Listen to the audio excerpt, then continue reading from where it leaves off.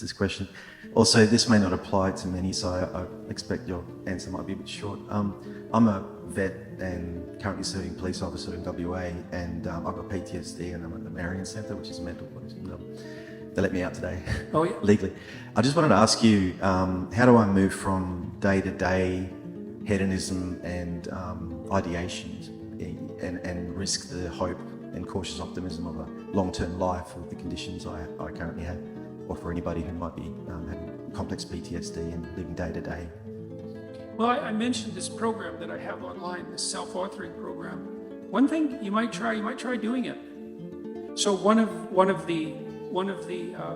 so it's got 3 parts. The first part is a guided autobiography. And what it asks you to do is break your life down into 7 epochs, 7 stages. Sometimes people do that by relationship or by year or by occupation, however you choose. And then to detail out the most significant emotional events of your life, especially those that still hold some emotional valence. And that would help, because what happens with PTSD in some sense is that the narrative through which you see the world fractures.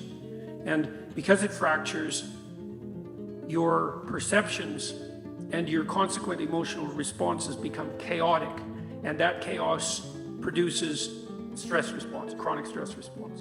And so what you need to do to recover from PTSD is to knit the story back together. And I had a client who had PTSD, very seriously affected. She was only 17, and she was so fractured that she was diagnosed with severe schizophrenia. And when I first saw her, she could barely talk, and she could barely focus her eyes, and she would move her hands up and down, and I could, like she was grasping for something. And I asked her why, and she said that she could see lines in front of her and that she was trying to interact with them. I mean, when your perceptions are fractured, you're in pretty rough shape. And it turned out that she had been terribly bullied by a boy whose amorous advances she had rejected, and he set out to make her life hell, and certainly succeeded. And I had her walk through this past authoring program in the course of therapy, and she could hardly write to begin with. And we went through her life right from the beginning, and as we went through it, she got more and more coherent. And by the time we had brought her up to date, including walking through this catastrophic bout of bullying and the school's absolute inability to do anything about it, she had glued herself back together. So the other thing I would carefully recommend, especially if what traumatized you happened more than 18 months ago, is that you spend some time either writing about it, or another thing to try is just before you go to sleep, bring the memory to mind, and not enough to push you farther than you want to go, but as vividly as you can, and then let it go. Like don't push yourself harder than you can. You want to initiate a process of active engagement with the dragon that burned you, fundamentally. The psychophysiological pattern of active engagement is the opposite to the psychophysiological pattern of involuntary stress. And so if you can practice embodying that voluntary confrontation, then that stance can come to dominate. And that's the stance you want to dominate, because that moves you forward voluntarily into the world. And that, in all probability, that will work. So I had this is a friend of mine. He had PTSD, and he had been brutalized in a Canadian residential school when he was a kid, and it was bloody rough, like Auschwitz level rough. It was really bad. You can't listen to his story without it like breaking down, it's bad. And he told me that he hadn't looked in a mirror for 40 years. He was unable to face himself. And he also told me that when he dreamed, he was still 8 years old in his dreams, same age he was when the cataclysm occurred. And that he had started to become aware that he was stuck in his dream. He's kind of a visionary guy. He's an artist, this guy. So I suggested that he spend a little bit of time in front of the mirror each night before he went to bed, just taking a glance at himself. Because he had not looked at himself for so long, he didn't even know how old he was.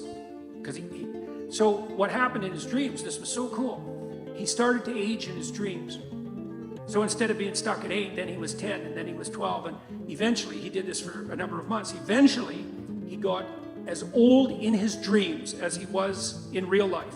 And what that meant, like imagine your dream image it's the representation of yourself in imagination.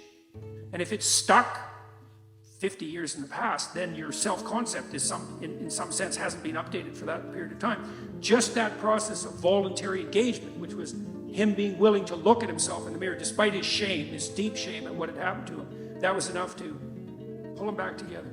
So that should work. That should work.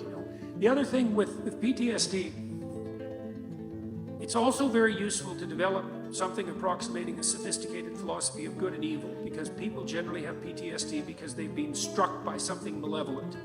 And so it's not just tragedy, there's malevolence in it. Reading, there's a couple of books I'd recommend. One is called Ordinary Men. It's about a police battalion in Germany who was trained to do heinous things in World War II. It's a great book, Ordinary Men. It's a great book. And another one I would recommend is called The Rape of Nanking.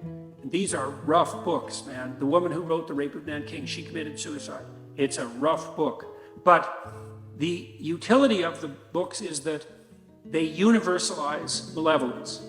So almost everybody who's traumatized has been either touched by their own malevolence or by witnessing it or being subject to it at the hands of someone else. And one of the consequences of that is that if you don't have an advanced philosophy of good and evil, you have no place to put the contact with malevolence. Part of the utility of the doctrine of original sin was the universalization of malevolence. So, you might say, and it's true, that there's a little bit of Hitler in all of us. And if there's a little more than a little bit, you can be sure of that. And that's a pretty cataclysmic realization. And you might say, well, how can you bear that self-understanding or the revelation of that kind of malevolence in the world? And the answer is, in part, by understanding it as part of the eternal conditions of existence. The idea that the state, the sovereign of the state has an evil uncle, that's an idea as old as time. So for the Egyptians, that was Set. And the sun sets, by the way, because the spirit of Set is what devours the sun at night. And Set is the root word for Satan. And so even the ancient Egyptians knew that malevolence that it was worthwhile contemplating the existence of malevolence as an independent spirit. And that allows you to take responsibility in some sense for the existence of malevolence in your own life, but it also universalizes it so that it's not exactly about you, right? It's more a reflection of the structure of existence as such. And that can allow you to detach yourself from it a little bit. And that can be extremely useful too.